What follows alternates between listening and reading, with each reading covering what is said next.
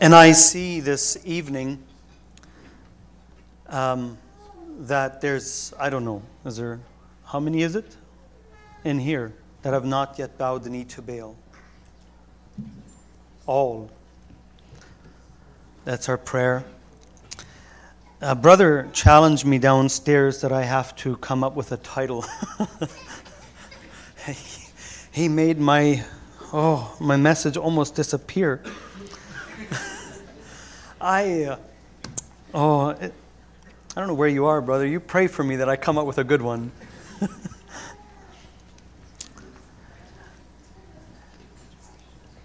I would like to peruse the patriarchs a bit. I would like to discuss a little bit the walk of Abraham, Isaac, and Jacob, their walk. So you can pick their walk or their the perusing. I'd like to read to you a text in Genesis 48.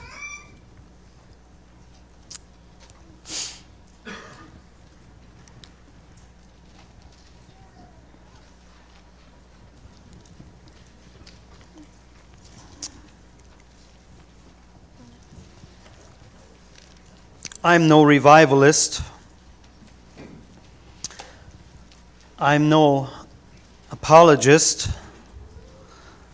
I don't know what I am.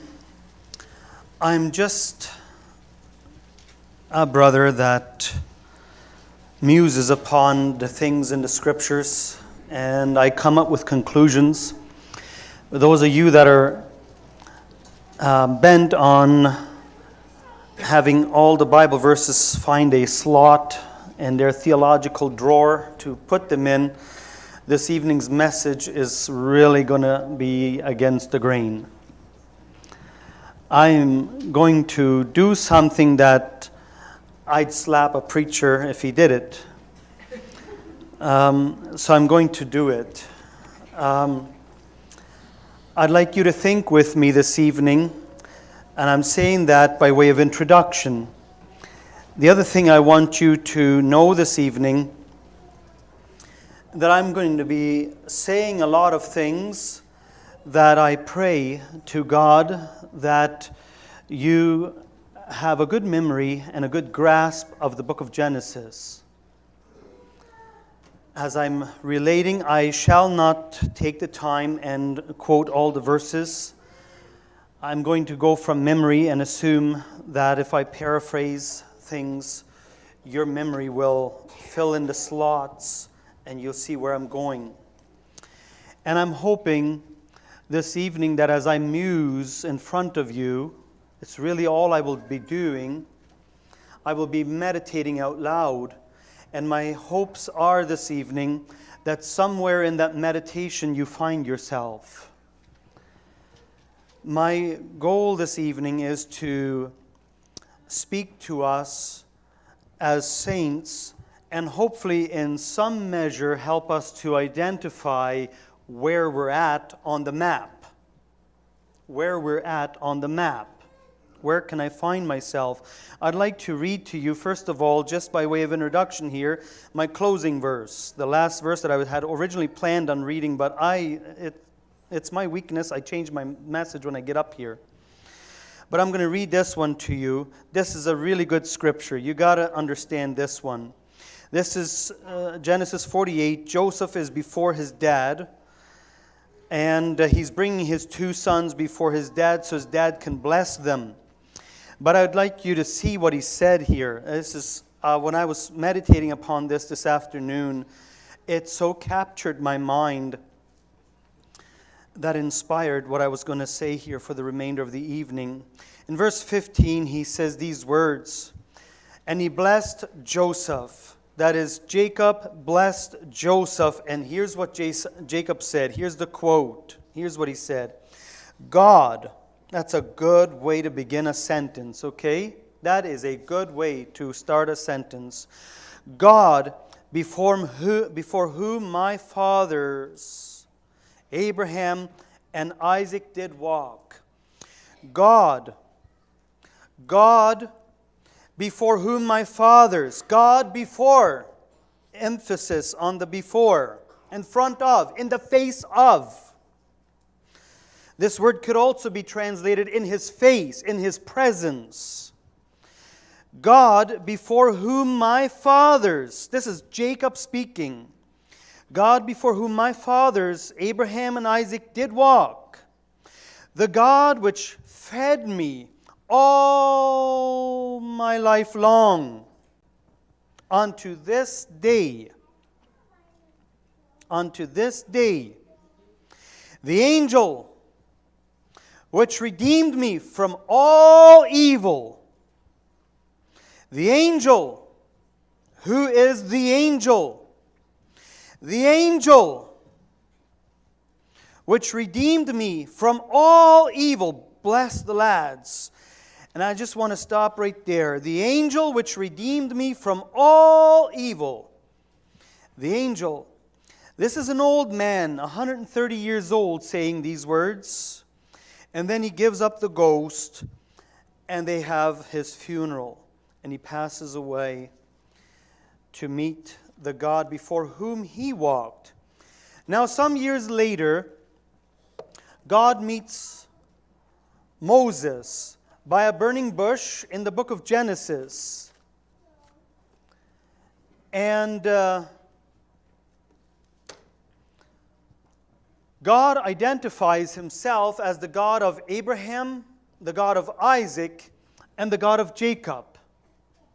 Certainly you will have noticed that the connection of those three in one verse comes up frequently in the Mosaic writings.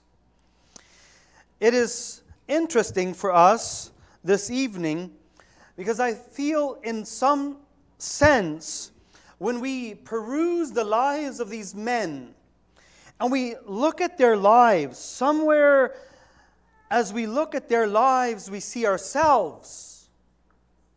We see our own journey, our own walk.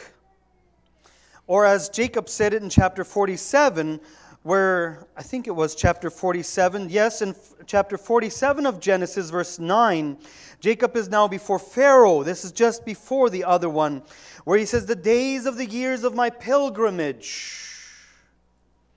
The days of the years of my pilgrimage, or journeyings. The word means, of course, you are not in this home in this country, and you're just passing through. Well, not passing through. You're camping about. And that's what I'd like to see. I think at various stages, you and I are on this walk.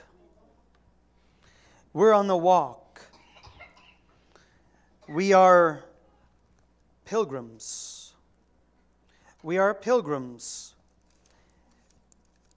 Even if we sometimes scold each other or challenge each other to see if that is really true, whether we are, and sometimes we don't believe we are. We're so at home on planet Earth that we wonder sometimes if we are. And I wonder if I peruse through these men's lives that whether that was sometimes the case too. Now, in the book of Hebrews, the Hebrew writer tells us that Abraham was looking for a city, correct? He was looking for a city whose builder and maker was God. Abraham looked for a city. And as I analyze the lives of these three men, the truth is that God was working on this man all those years of his pilgrimage, making him a building block in the city. As God is building the city, the New Jerusalem, and Abraham himself would become an integral part of the city. I'll let you muse on that one. Now the Lord had said unto Abram, get thee out of thy country, and from thy kindred, and from thy father's house unto a land that I will show thee. Now the Lord had said to Abraham, before he was Abraham, the Lord had said to him while he was just Abram. And he had told him, so originally Abraham was an Iraqi. He was from the Middle East, and he died in the Middle East. And he was just south of that geographical spot where Nimrod built the Tower of Babel. Not far, with the type of means of travels, that we have today, it's not that far. Less than from here to my home in Alberta. But God had said to Abraham, leave thy family, leave your kindred, leave your father's house, and go unto a land that I will show you. And as we look at ourselves here this evening, some of us can very clearly relate to that. I can for myself. I can very clearly relate to that. I remember it very clearly, the call of God upon my life to leave. And when I became a Christian, I very literally, physically said bye to my family, my blood family. You see, my blood family did not embark on this journey that I've been on for many years now. They decided to stay in Ur of the Chaldees. And I have lost track of them. I don't know where they all are these days. I don't go back there and see them often. Some of you know what that's like. You remember the time when God called you and drew you to Himself, where God was placing you on a journey. Some of you remember the call, the heartbeats, the throbbings, as the call of God became clear to you, whether you were in the colony or whether you had already left or wherever you came from. And God began to call you to Himself. Now, in the fullest sense, verse 2 of Genesis 12 is to Abraham and to Christ. But in a lesser degree, I think even that is applicable to us, where God says, I will make of thee a great nation, and I will bless thee, and make thy name great, and thou shalt be a blessing. And I will bless them that bless thee, and curse him that curseth thee. And in thy name and in thee shall all the families of the earth be blessed. The full realization of that came in the person of Jesus Christ. I don't think that we dispute that. The full realization of what God was saying here was realized in the person of Jesus Christ. But even prior to Christ, the nation of Israel, in her great corruption, was already a blessing. The Word of God came through them. The prophets of God that have given to us the oracles of God came from this man, Abraham. So long before Christ, long before the advent of Christ, Abraham's blessing was already moving into different areas and benefiting many, many people, let alone his own family tree, his own posterity. God called Abraham, and God has called you. The call to follow Christ, or the call to follow God, is in reality just like this one.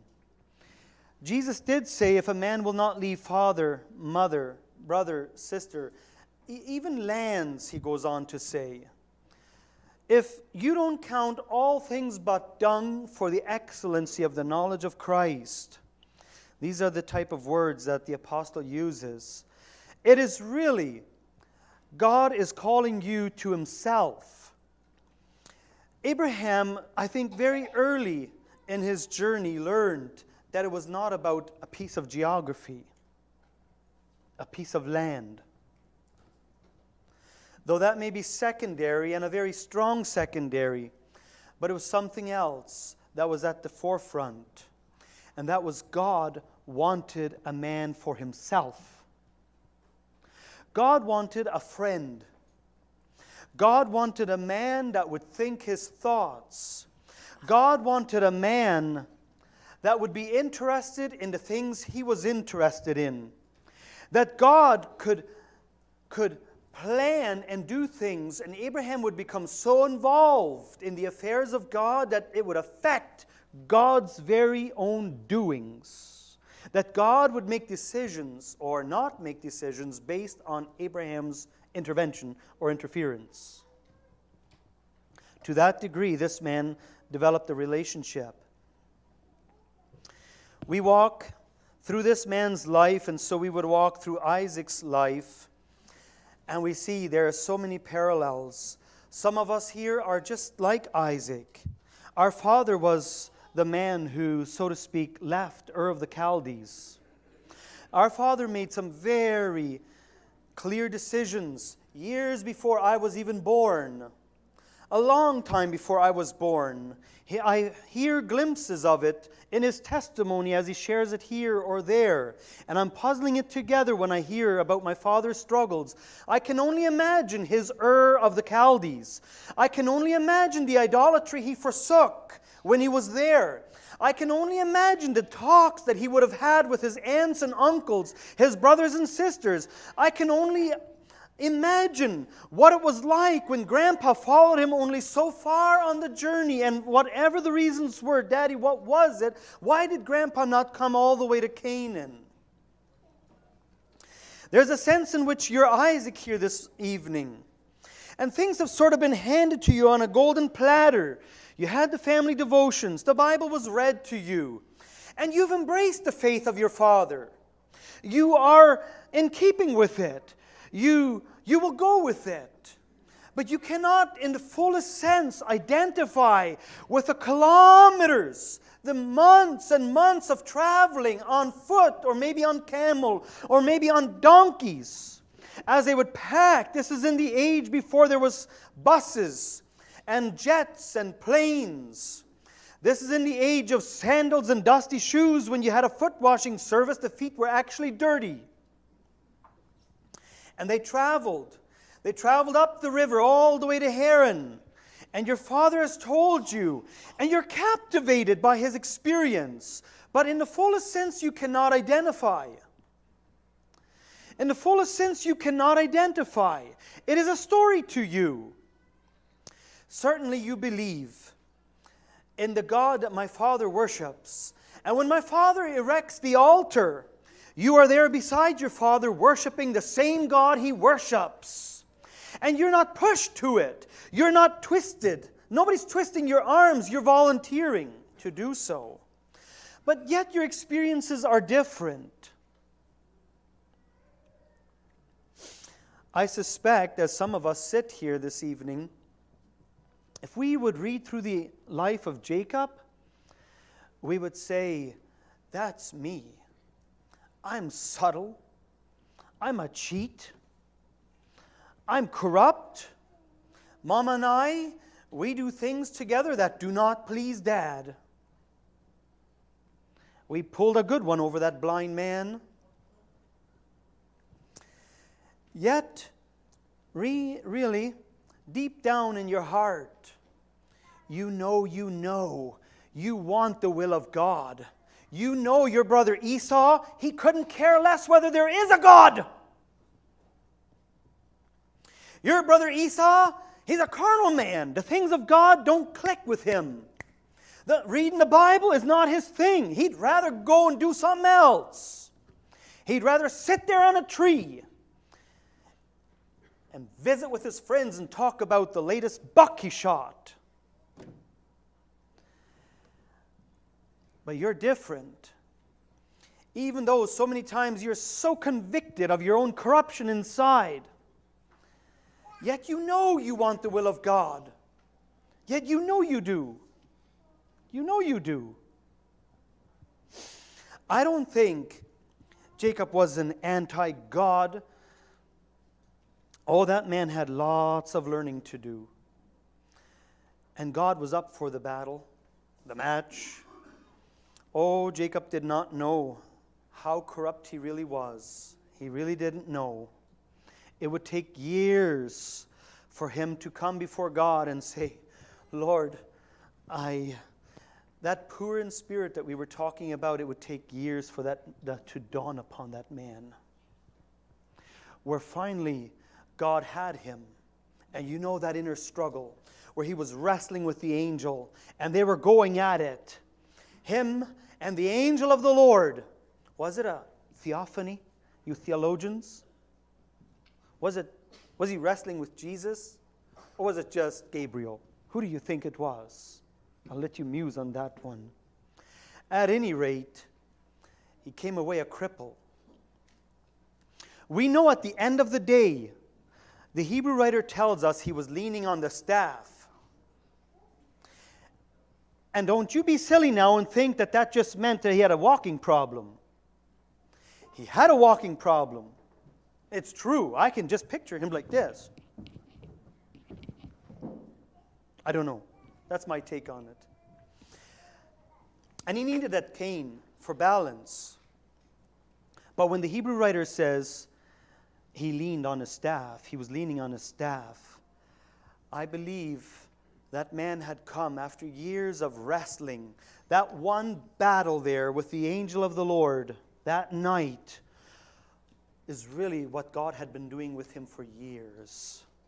God had been wrestling with him for years already. And he had come to a place where he had realized what God had wanted all along, God got. God wanted me totally for him, and God got it. As an old man, he would say, like I read to you before, he said to Pharaoh, he said, few and evil have been my days. I meditated upon that few. 130 doesn't sound few to me, but I'm many years removed from him. So back in those days, I guess that was few. But he said evil. I meditated upon that, and I thought, what could he have meant when he said, few and evil have been my days? Maybe in that statement, he was remembering the time when his brother came home, hungry, starved.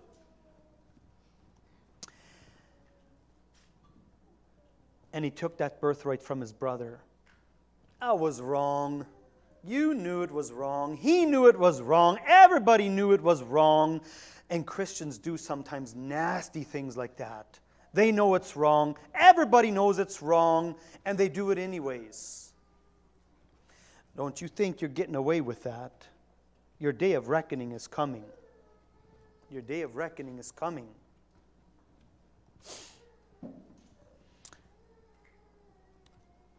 Your pure desire for the things of God and the glory of God is so crowded, so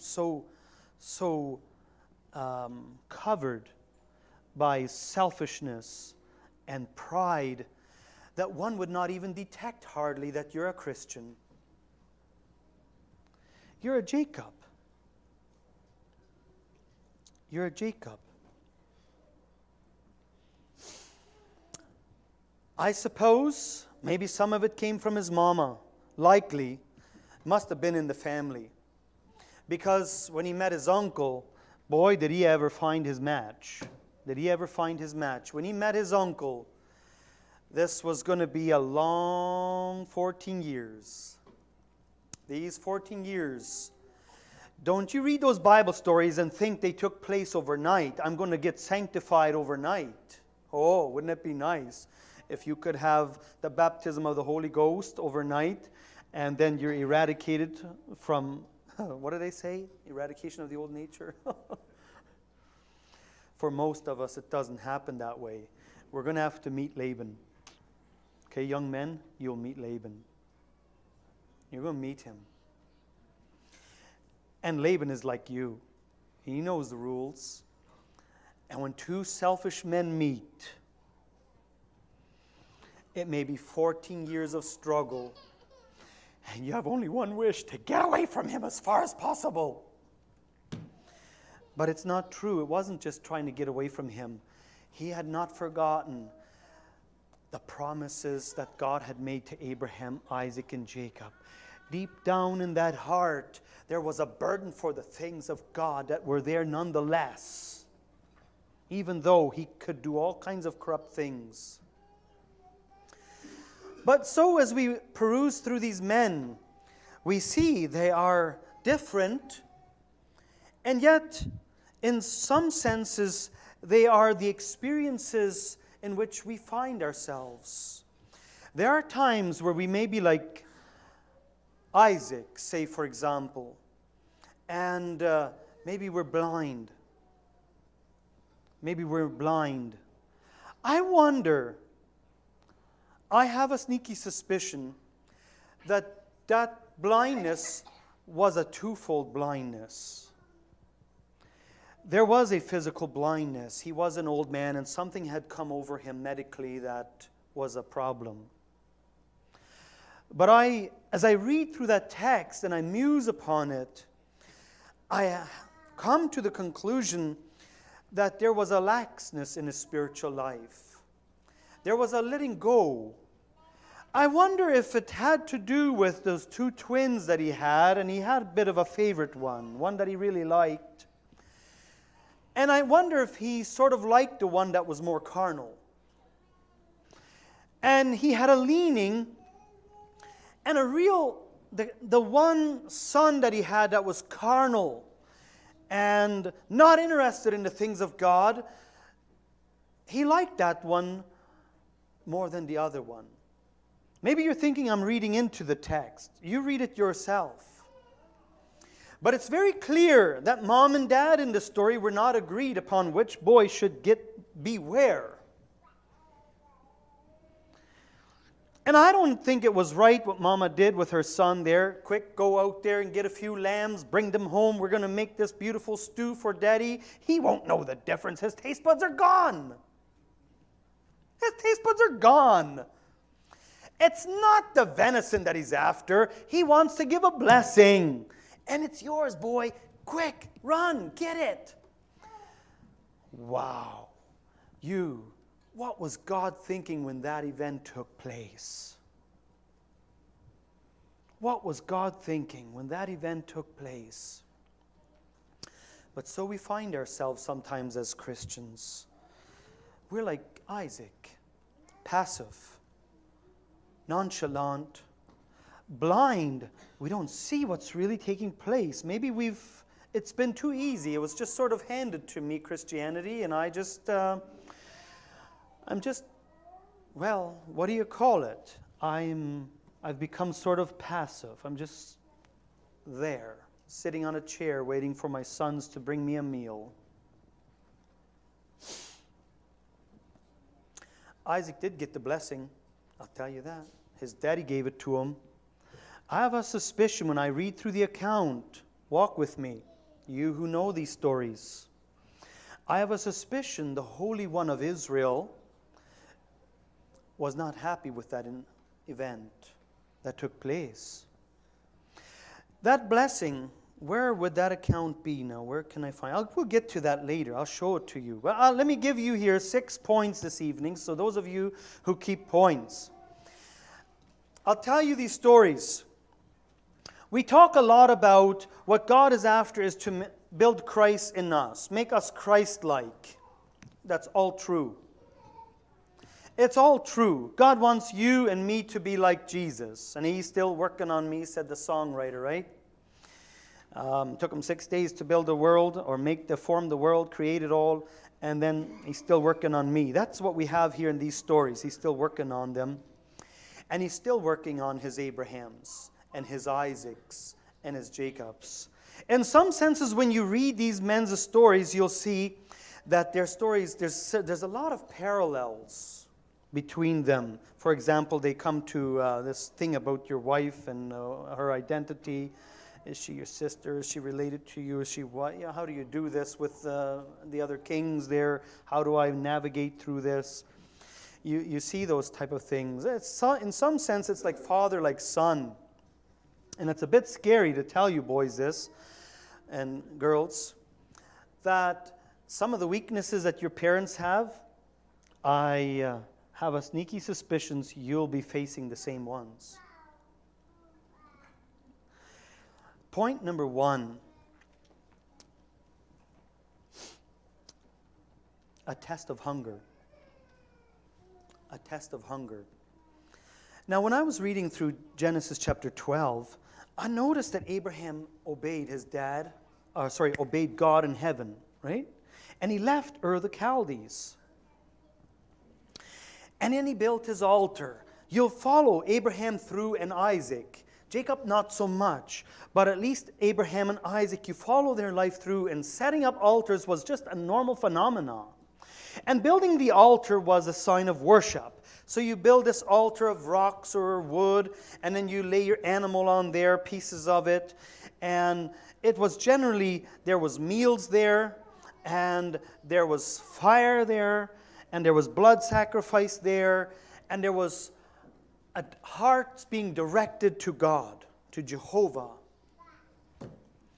And so that was very common. So that's in favor of all of these men. You can see that even with the younger one of the three, Jacob. Even, remember his pillow.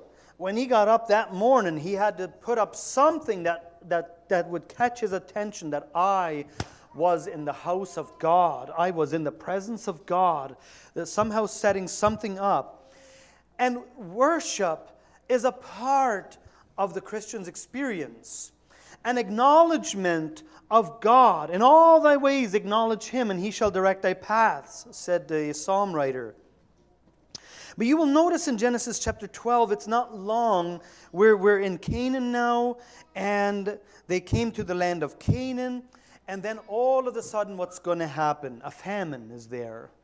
A famine is there. You read that there, starting in verses 8 and down, or 7 and down, in the book of Genesis chapter 12. And this man had lots of animals. And if you understand farmers, you got to keep the animals fed as well as your wife. So you're not just stocking your wife's fridge.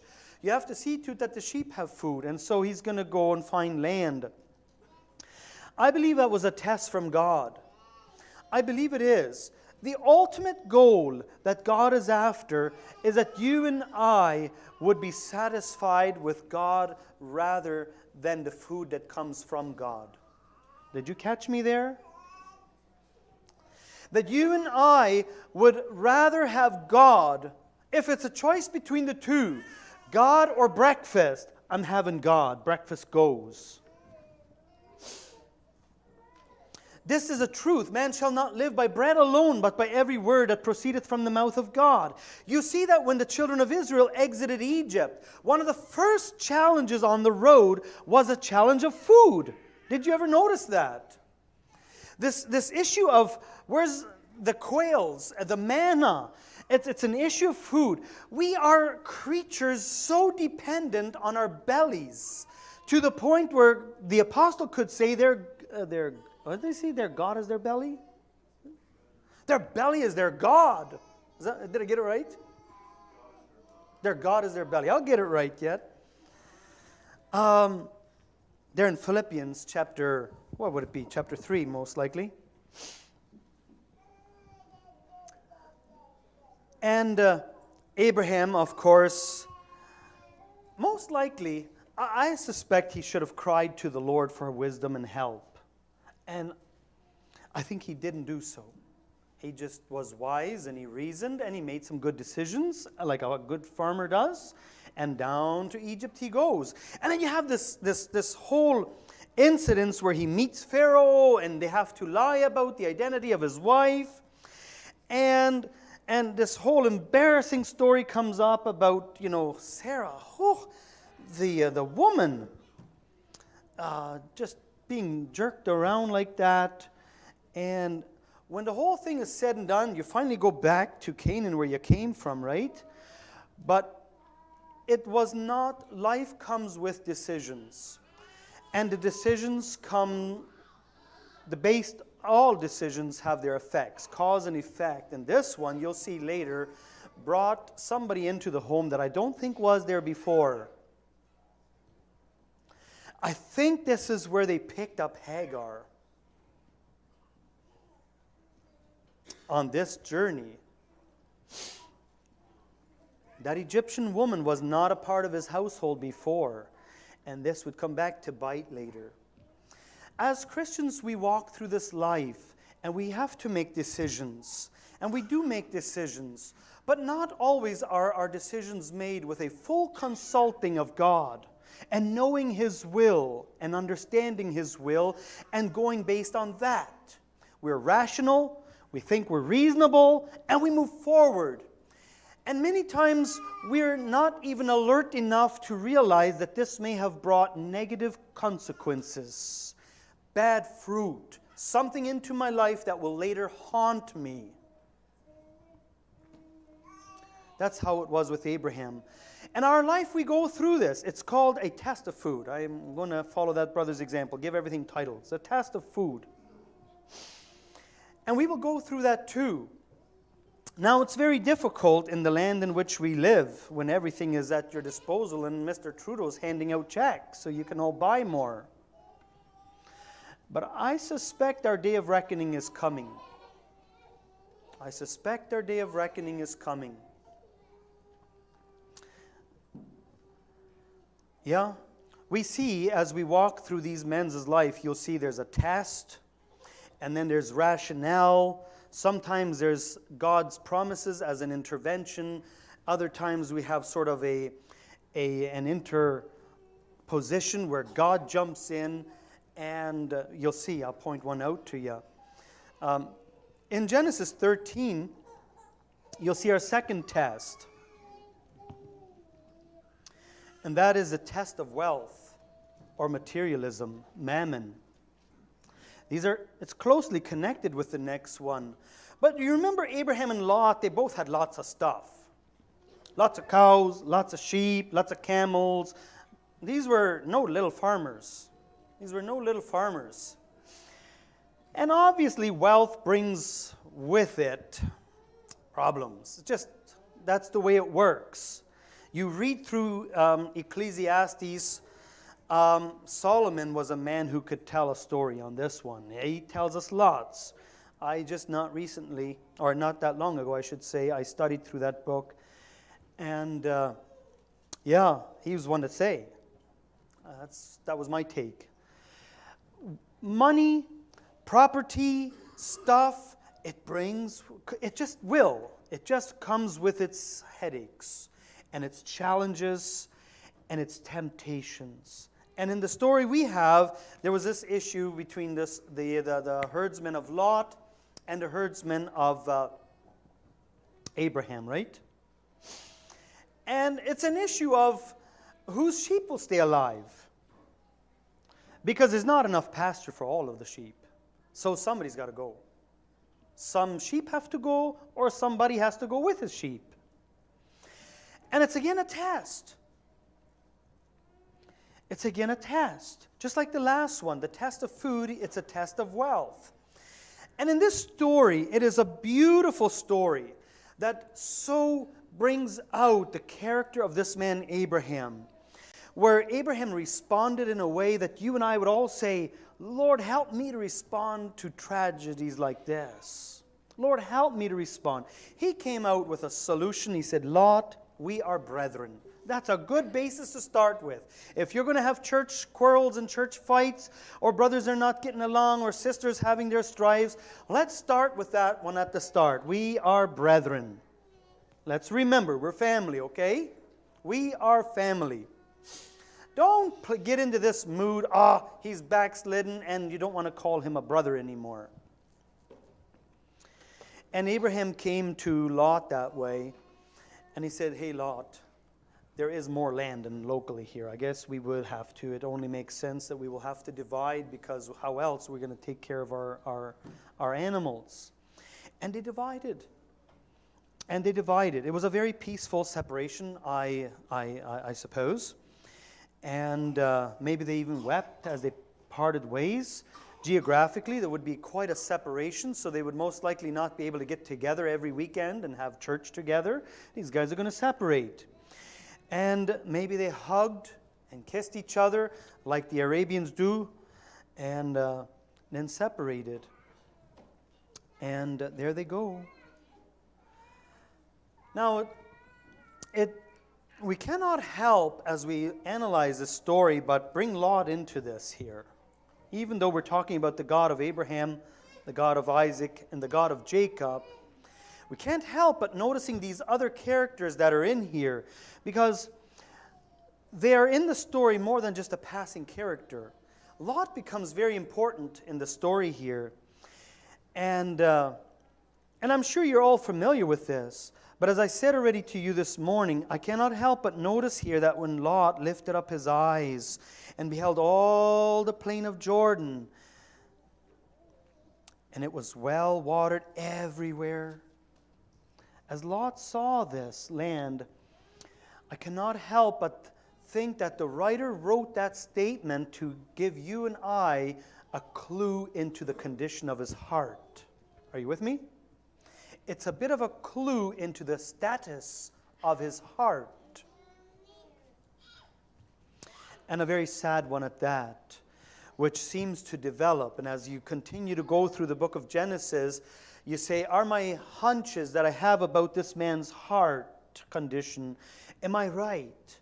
And by the time that man is an old man, you're like, that is a sad novel. That is a sad story. And I don't want to speak to any of us this morning or this evening here and assume that any of us here are Lot. But it is a real phenomena. Happens all the time. Where the very people you are in church with, and you've been in church with them for 10 years, and you cannot help but notice a wandering eye that they have. And you don't want to be critical and judgmental, but you see, it does appear there's a wandering eye they have. There are things that are distracting them, and we can only predict where they will go. We may have to wait 80 years or more. Maybe we will die before we see whether I was right. But maybe that's not the point. The point is, will you be like Abraham? Right? Do you want to be like Lot? So it was a test of wealth. Certainly the trip down to Egypt, if you read the Bible, the narrative there is, it seems to suggest that Egypt was good financially for Abraham himself. So financially it was a good investment to go down, even though it had all these awkwardnesses with it.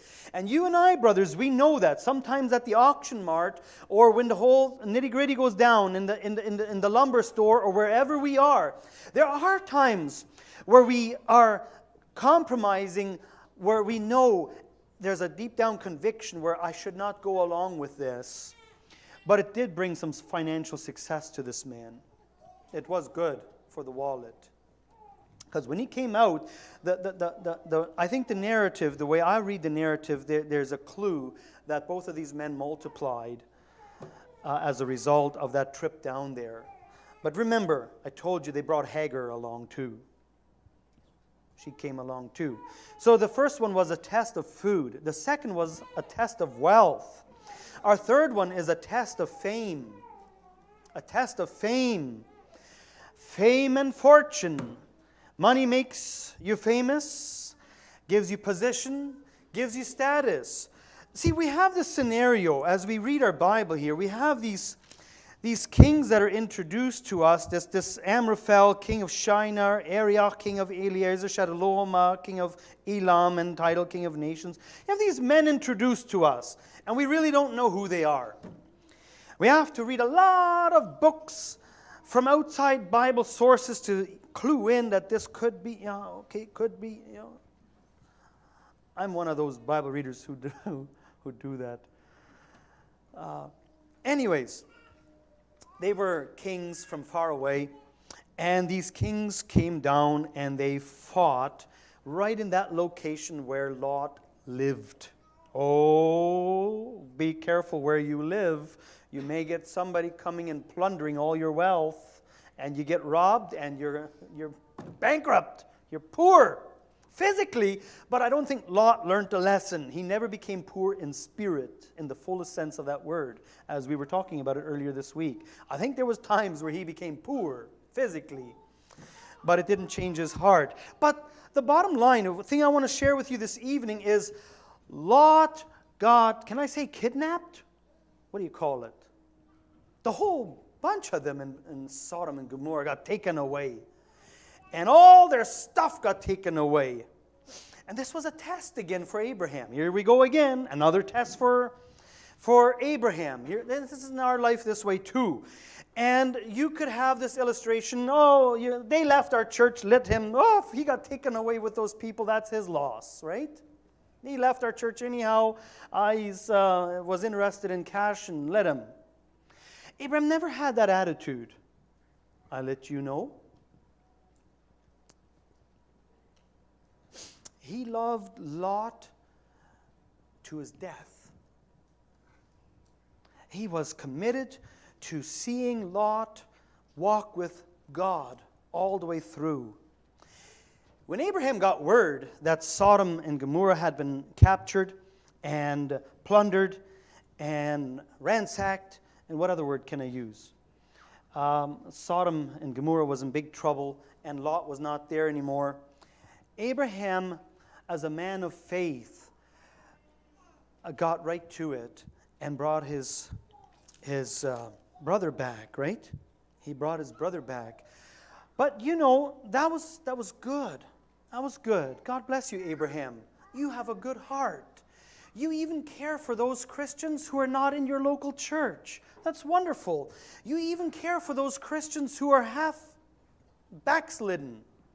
God bless you. You have a good heart. But the test is on. What if they're going to want to make you famous now because you did this heroic deed?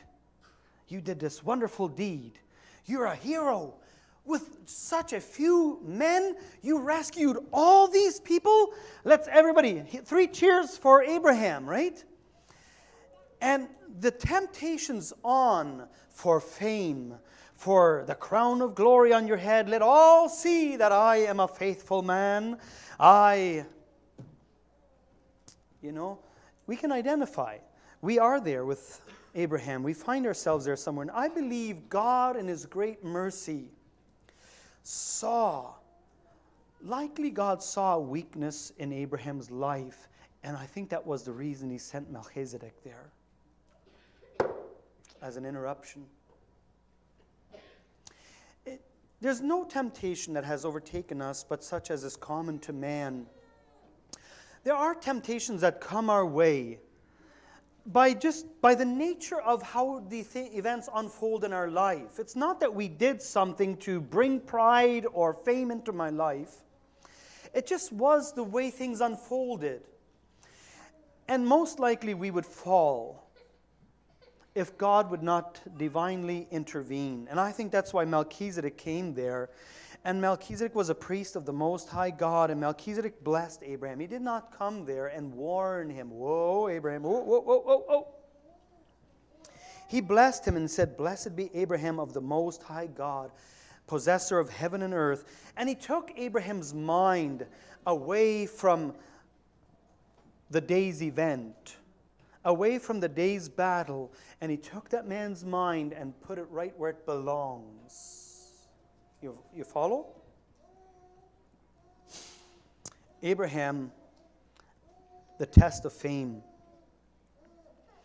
And of course, it is, we like it when they pat us and notice us and tell us they like us and what else? But we're Would to God that we want God only. And this is where God is moving to. God is a man of faith, just like you are here. And we're on this journey, and there's a test of food, there's a test of wealth, and there's a test of fame. Now I want you to notice the fourth one that I wrote down here. There could be more. These are my musings this evening. A test of posterity. A test of posterity.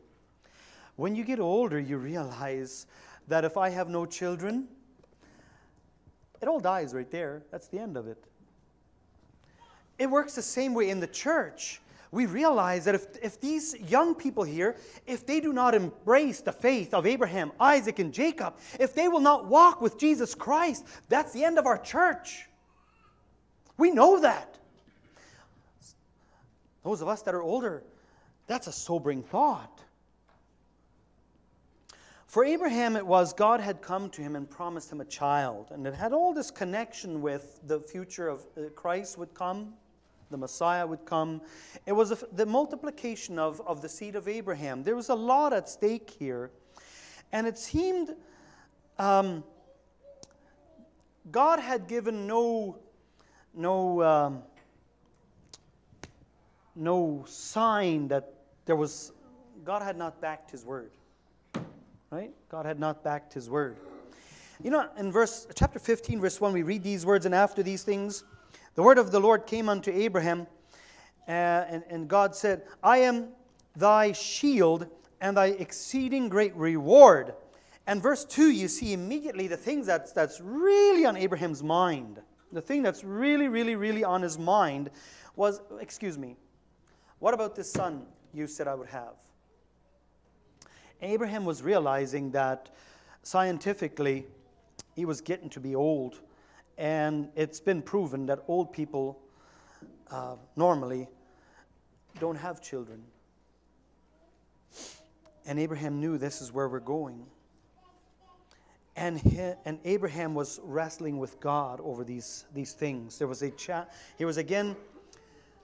these things were upon Abraham's mind. There was this test that came. And sometimes the hardest test that you and I will face,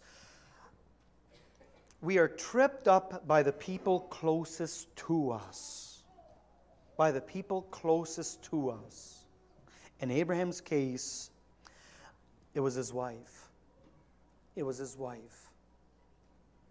The lady in the house, Hagar, was there, and Abraham and Sarah were not having any children. And the two of them, possibly many a night, had laid there in bed under the stars and talked about it.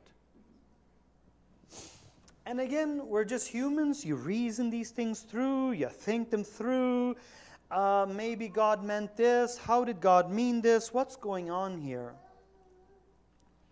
To make a long story short, you know what happened, right? You know what happened.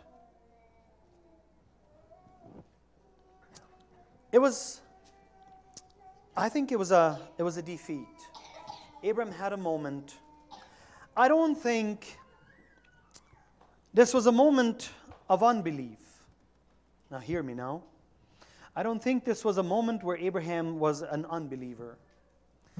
But I do believe this was a moment where human rationale was really strong. Reasoning, being logic, thinking things through, and wrestling very hard in the mind, trying to figure things out.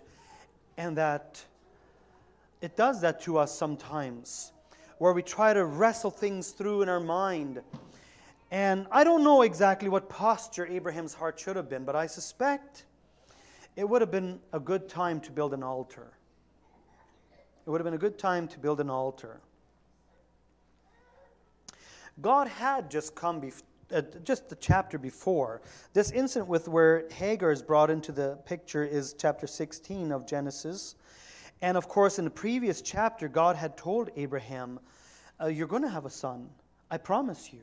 And Abraham, the Bible even says Abraham believed God. But it was a test of posterity. And we face that. As fathers, we can get antsy. As mothers, we become disturbed. The joy and the peace in our heart is taken away as we look at our sons and our daughters and we see that they're not embracing, they don't love the Jesus I love. We look at our youth in the church and we see some of them walking away, and we see them going away, and it looks like, oh Lord. And we have a tendency to want to intervene and not cast it into the hands of the Lord and commit it unto the Lord. I know what it's like, where you'd feel like doing something to make it happen so that it will all come right. But you know, through all our failures, Hagar is brought into the story, and Ishmael is brought into the story. And they're not, again, just characters in there. I was reading this account today, and I don't know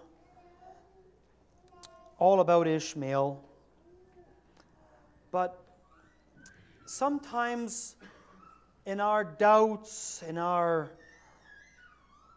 wanderings in the land of Canaan, we do things and other people are brought into our lives and they many times have to suffer.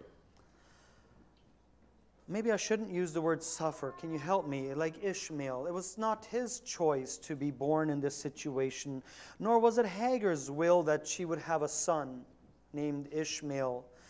And there she is brought into this whole thing, and the pain that it caused into that whole home for years to come. When that boy was 12, when Ishmael was 12, and then Isaac was born, and there they were together, one big happy family. No, it wasn't. These were Christians, and it wasn't just one big happy family. You'd think sometimes Christians are always one big happy family. Everything is always just, they always sing and smile and love each other. We all have our moments where that's the case, but some of us are wandering like Abraham wanders, and we end up with situations that are brought into our life due to our own mistakes, due to our own failures, due to our own sins, due to our own unbelief, and it brings with it consequences that bring with it, it seems, perpetual tears, heartache, and pain. I do believe this too was a test that maybe initially Abraham did not understand and did not respond rightly. But I do believe when Abraham was an old man, these things were cast into the lap of the Lord as well and given into God's hands, and Abraham died. He died a man of faith. He died a man of faith. He was a hero indeed. Yeah. Think with me. That was test number 4, right? A test of posterity. Let alone you and me being faithful. We'd like our sons and daughters to be faithful. I don't want my wife to doubt my King, my Lord. I wish she would love him the same way, with the same intensity that I love him. I wish my husband would love Jesus with the same intensity that I love him and follow him. And we pray for our sons and for our daughters that they would follow in the footsteps, that they would later say, the God of my father Abraham, the God of my father Isaac, and Jacob continued that faith. But we move on. We have, I didn't know what to call this one. We'll call it a test in relationships. Can we call it that? A test in relationships. When you walk through the life of Abraham, and immediately we can understand, this is very logical in our own experiences. Much, maybe all of our Christian life has to do with relationships. either the blessings of relationships or the strains of relationships. And certainly, Abraham was not exempt from this one. We see his devotion or his care of his nephew Lot. Yes, there may have been some relationship strains there between his herdsmen and their herdsmen, but I think he sought with all of his heart to not be at enmity with his brother. I think that with all of his heart he sought to be at peace with Lot and to not cause a fight, not cause hard feelings, not cause relationship strains. You know that that's a reality, and it's not always easy to have a relationship with someone without there being strains. Because we do come into situations in life where there is a crossroad, and we don't see it eye to eye. And neither one of us intentionally endeavored to make a problem. But here we are at a crossroad, and how will I fare? I am amazed when I look at this man. I already alluded or shared with you that story about how he rescued Lot after the capture of Sodom and Gomorrah. But even after that, when the angels were coming down and they were going to destroy Sodom and Gomorrah, you see Abraham's intervention.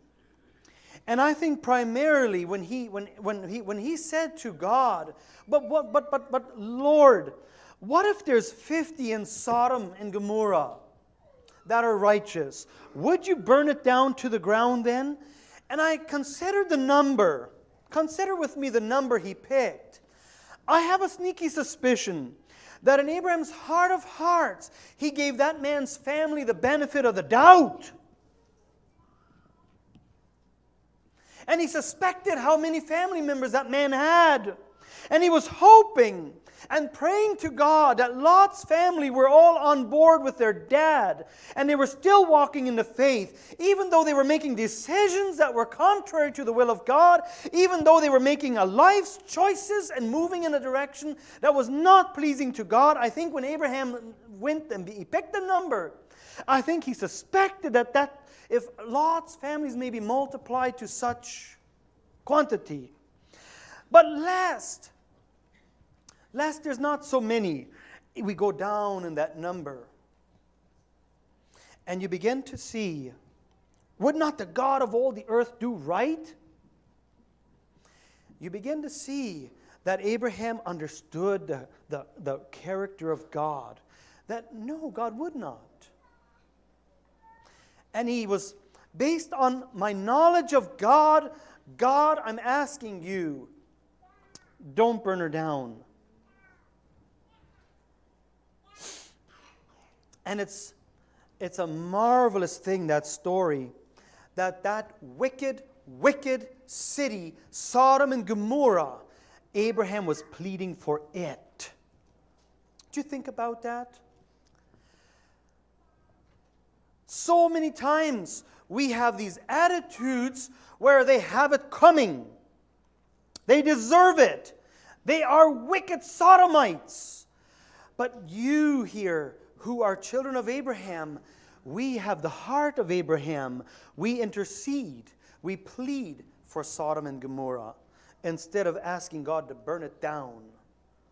Instead of asking God to burn it down, we wish them to be saved. And this was Abraham. Here he had his relationships. We talked about him and his wife. It is clear from reading this story that Abraham and Sarah loved each other.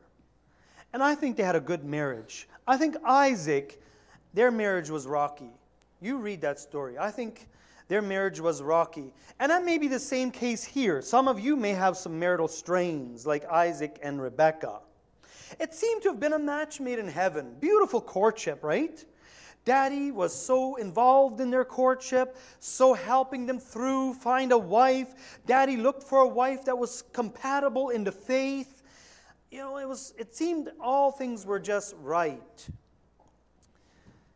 But even there, I don't know how they fared all the way through. The Bible doesn't tell us everything. But I think when they brought Hagar into the home, that woman and that Ishmael, I think that caused some strain between Abraham and Isaac. There are sometimes things that we bring into our home that cause conflicts in our marriage. And I remember for my wife and I, years ago, we were so involved in other people's lives. And there was so many conversions taking place. Many times youth, your age, were converted and their parents were not. We always, the earlier years of our marriage, we always had one or two youth living full-time at our house. And I remember one time, I was so burdened to help them and disciple them and help them walk with God that it was causing friction in our marriage. And I remember one time counseling with Brother Mose about it and sharing him. I gave him a bit of a rundown of what's going on in our home. And he made me do the hardest thing I ever did. I'm glad I did it. I thought for sure this is Hagar will never believe in God if she has to move out. No, it was never a relationship like that. But we had some sisters staying at our house, and it just seems they were not getting along in the kitchen. Have you ever been a woman? You know what it's like. So it works for some sisters. When they're with other sisters in the kitchen, it's one thing. But for some reason, there was a few of them, it just did not click. They could not decide who's the boss in the kitchen. They could not decide how things should be run off in the kitchen. And I remember Brother Mo saying, well, instantly, do it right away. Don't waste one more day. Ask them to move out. I thought, pardon me? There was no hesitation in his mind. He said, do it. Oh my, I went into my prayer closet. I said, how can I leave them stranded? Where will they go? I did all I could to call other brothers in the church and telling them, Brother Mose counseled me to do this. This is a hard one. Those poor sisters, they need a home to live in. They can't go back to their parents. It's a living nightmare where they come from. Their father is... Anyways, I did it. I asked them to leave.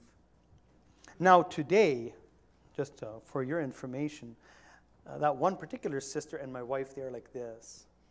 They are the dearest of friends. Maybe it's just better to be separated. Anyways, it worked out.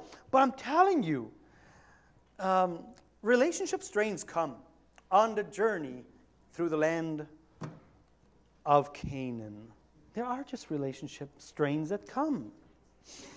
And there are things. You will face your Abimelech, brothers. You will face your Pharaoh, and there will be relationships that will come that you're not sure what to do with and how to relate to this whole thing.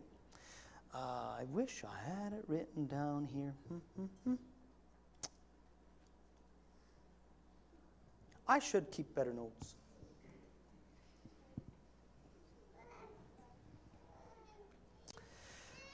I had a scripture I was going to read to you. That was that one where he's with Abimelech. It was Abraham had that test again where he went down to see Abimelech. And he reproved Abimelech, I think it says. I thought that was an interesting one in thinking about relationships and Abraham. I think him going down to Gerar there with Abimelech, that was just part of his journeying. But in his journeying, he met this man Abimelech, and they took same thing as with this Pharaoh, and he brought Abraham or Sarah into his house. And then, of course, God stopped all the wombs in the house and plagued the house of Abimelech. And he's like, gives the man his wife back, and there you go, take care. Why'd you lie to me? Why'd you do all this? Why couldn't you just be upfront and truthful with me? And Abraham said, well, I thought I thought there was no fear of God in this place. You know, when there's no fear of God in people's hearts, you have no clue what they will do. And Abraham was again reasonable and rational and trying to be smart. But it brings with us strains. You read that account. I think it's in chapter 20 of Genesis.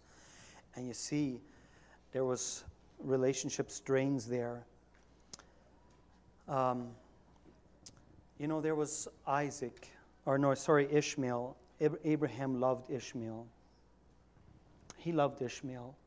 I think there was he latched onto that boy right from young up on. And it was hard for him to let that boy go. It was hard. It was hard. It was one of those things where his wife said, she's out. She's out. It's almost like it's either she's out or I'm out. Pick which one you want in the house.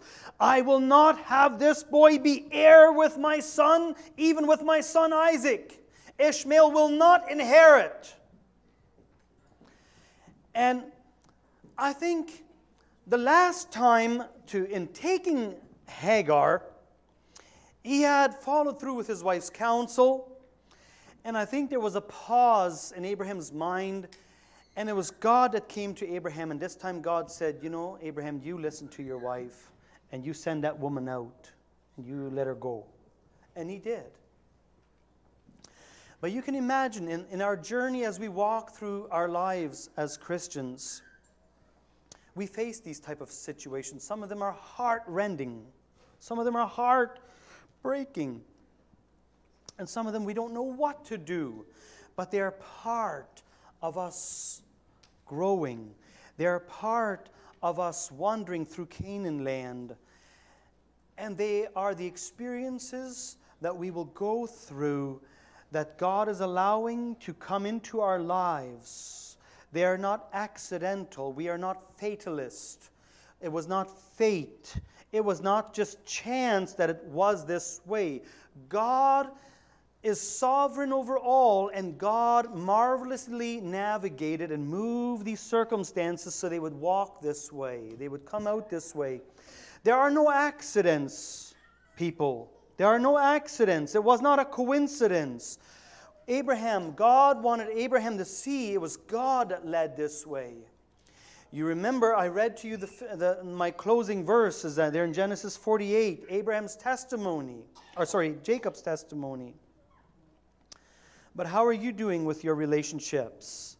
That was our fifth point here. How are you doing with your relationships? Are you getting along with your mom, your dad? Are you getting along with your brothers and sisters? Is it cats and dogs in your house and they haven't decided who's the cat and who's the dog? It's just skirmishes and fights. How are you making out with your wife? Are you loving each other? Are you caring for each other? What's your relationship like? Well, how would you rate it?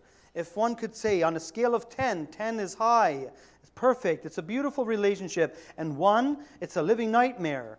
We can hardly get along. If the doctrine of divorce was okay, I'd take it. God forbid that it be that way. How are you getting along with your brothers in the church? Can you pray with them? Can you look them in the eyes?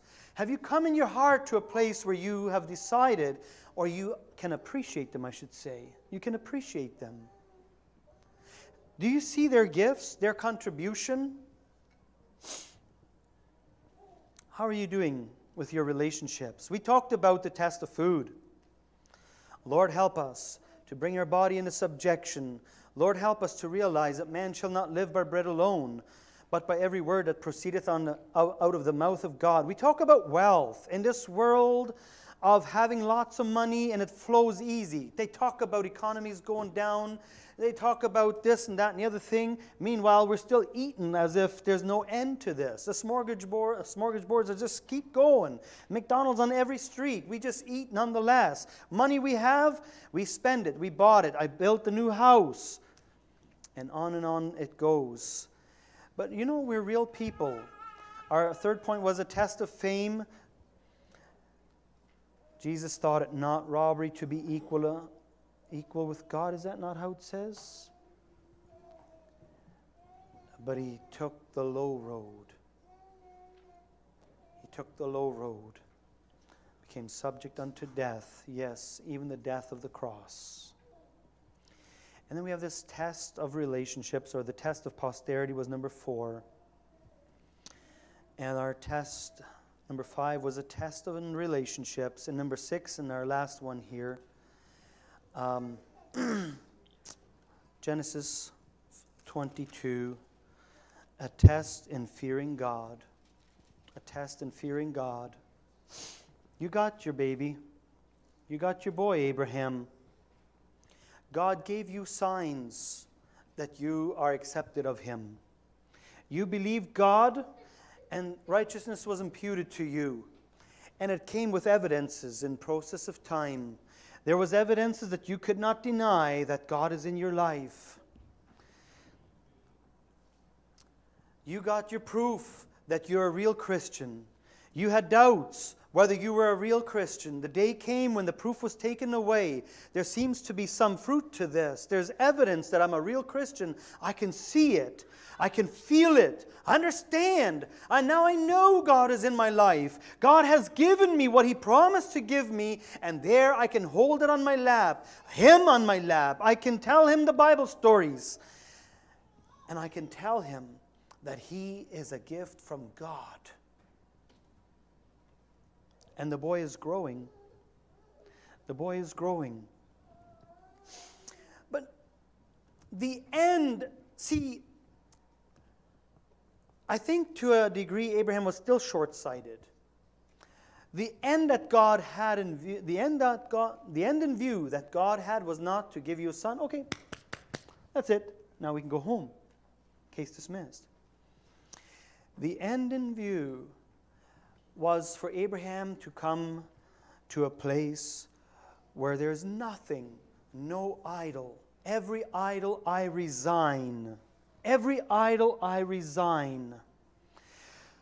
Where Abraham would have to take a knife to his only begotten son.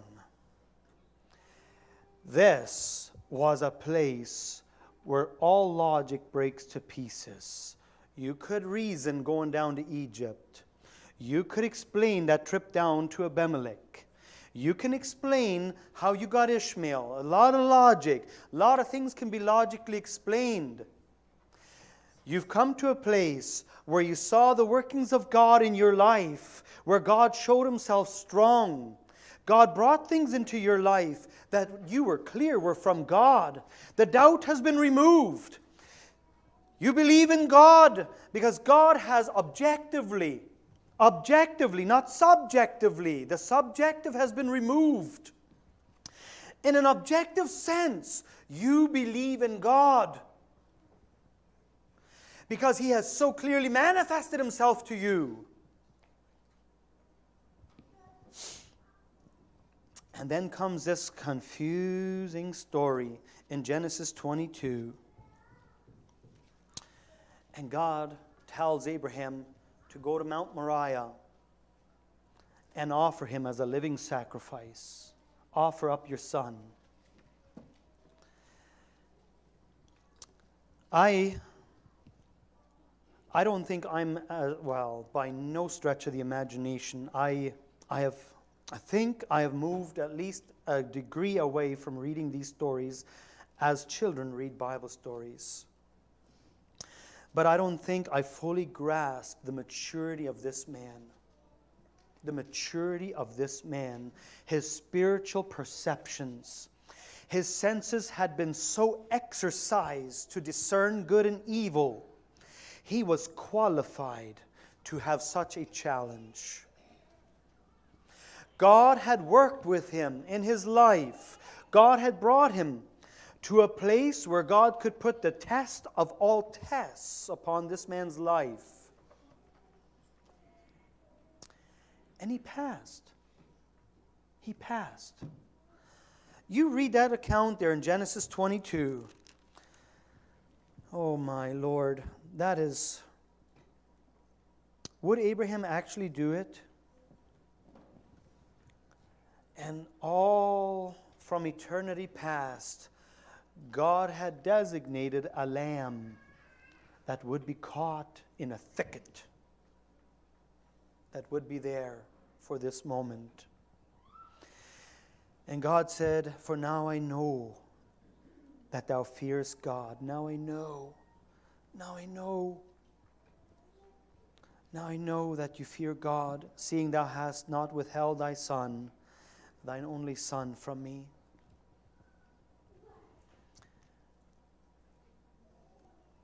So many men I know And we walk through our Christian life and we have these journeys. And men have to go through experiences. We all have to go through experiences. It is a life, it's a journey in which we are being sanctified. And by that, I simply mean it is a place where God is drawing us wholly to Himself. I know when I was a young Christian, I sang that song, Wholly Surrendered, and both of my hands were up. And I remember the joy, the tears in my heart as I sang that song, and in myself I felt, from the bottom of my heart, I felt I meant it. And I did. I did. Little did I know that years later, as I would read through these accounts, I would become horrified that I am just like Jacob. I am just like Jacob.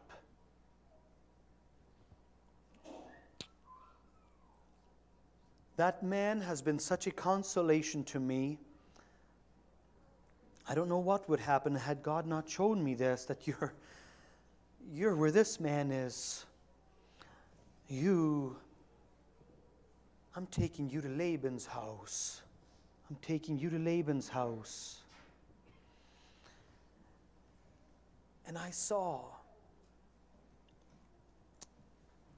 that I was the one. I was not a lie. It was real. I laid my head on the pillow. It was a rock. And I know I did. I laid my head on that pillow.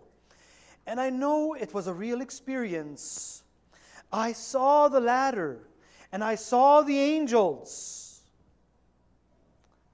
You follow the allegory, right? I knew that was me. And I knew I had come that far. And when all of a sudden I realized the greater part of my experience is yet ahead of me.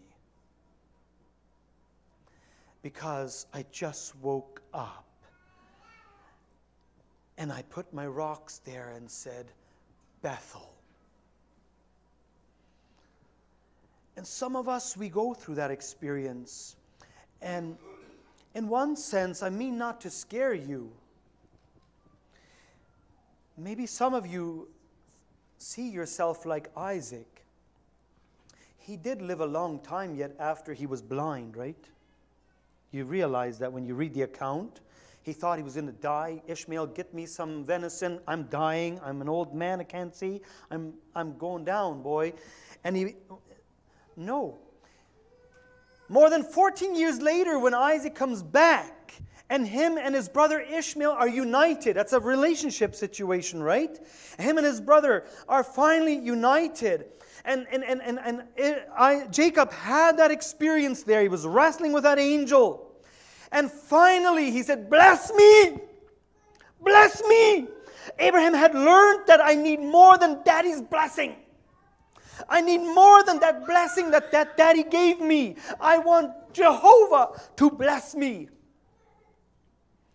And he cried out to God. He cried out to God.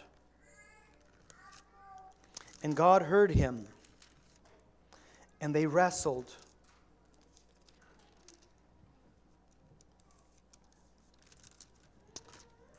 Genesis 27, verse 37. I want to read to you a verse there. Genesis 27, 37.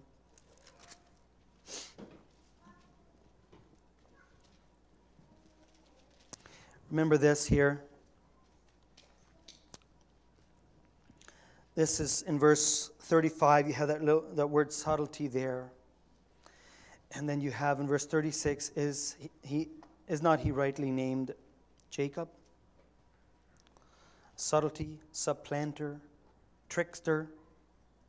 But look at verse 37. And Isaac answered, Esau is there pleading, Daddy, a birthright for me, a blessing for me. And the book of Hebrew tells us he cried. And it was loud. He cried. Esau had messed up and there was no return.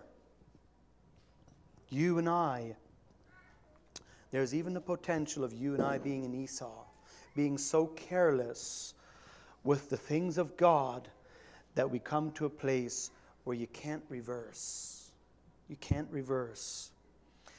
But Jacob said here in verse 37, behold, I have made him Lord. I have made him thy Lord, and all his brethren. That's what Jacob said to Esau. Esau vowed to kill the man. Jacob's on his way back from Padan Aram. And he's scared and he's terrified of his brother Esau. He's terrified of his brother Esau. The man that he was a lord over, right? What kind of a lord is that? What kind of a lord is that? Because Jacob realized, I need the blessing of the Lord. I need God's blessing upon my life. I must live with a clear conscience before God. I must learn to surrender entirely to God and learn to do things God's way, not my clever ways. Not my clever ways. And that night, by the river, Esau bowed. Esau bowed. And he became Israel, right? Esau bowed. And he became Israel.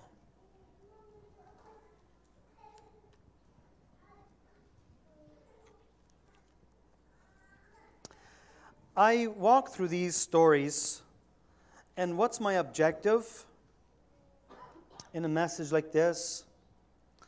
I wish us to come in our mind to be resolved. Maybe you look at these three characters that we have read here, and you're thinking that's a poor application to my life. I'm not there. But I do believe that God is the God of Abraham, Isaac, and Jacob. I do believe as we walk through the lives of those men, we find ourselves in similar predicaments. And we see that their life is in a sense a shadow of my own. It's a shadow of my own. Tonight, you are Abraham. You're Isaac. You are Jacob. That's you tonight. The question remains, when it's all over and you're old and gray, will you say what Jacob said? Read with me again in Genesis 48. Remember, he is now an old man. And now we're down in Egypt. We're down in Egypt. And I believe Jacob is speaking on behalf of the three. And they have passed the test of food, the test of wealth, the test of fame, the test of posterity. And they came to a place where God was their gaze, God was their fulfillment, God was it whom they sought. And he says these words in Genesis 48. I think it was there that I was reading earlier today. In verse 15, Genesis 48, verse 15, God, that's the way our life ought to begin, and that's the way our life ought to end. God. That's what I want you to take away from here. It's God. That's it. God, before whom my fathers Abraham and Isaac did walk. These men are given to us as examples. They walked a walk, and their walk talks still to us today. I pray you will look at these men and you will say, they are my fathers. I'm a son of Abraham. I'm a son of Abraham. And I will also walk before God. Will you walk before God? I will walk. God, before whom my fathers Abraham and Isaac did walk. The God which fed me all my life long unto this day. And it's more than just that He put a meal on my table. God has become my diet. I eat His flesh and I drink His blood. If you do not eat my flesh nor drink my blood, you have no life in you. You have no life in you. He fed me all my day long unto this day. The angel which redeemed me from all evil. The angel which redeemed me from all evil. As an old man, this is what he would say. To Pharaoh he said, few and evil have been my days. I think in front of Pharaoh, he was reminiscing back to all his failures and shortcomings, the times where God needed to discipline him and chasten him and birth or create faith in him. But here, before his son Joseph, he says, the angel which redeemed me out of all evil. My prayer is that that would be your testimony. That's my burden, that be your testimony. That you would walk before this God, that He is in your eyes, He's in your presence, you are in His presence. You walk before this God, the God of our father Abraham and the God of Isaac, and that becomes a personal testimony of you, that you can say, the God of my father Abraham and Isaac. My father Abraham and Isaac. That God has fed me. He's the one who sent His angel. And I have a suspicion, I wonder if He's talking about that angel that He wrestled with. And He's talking about redemption. Think with me, you theologians. Who redeemed Him out of all evil? The man that injured his hip. God bless you all.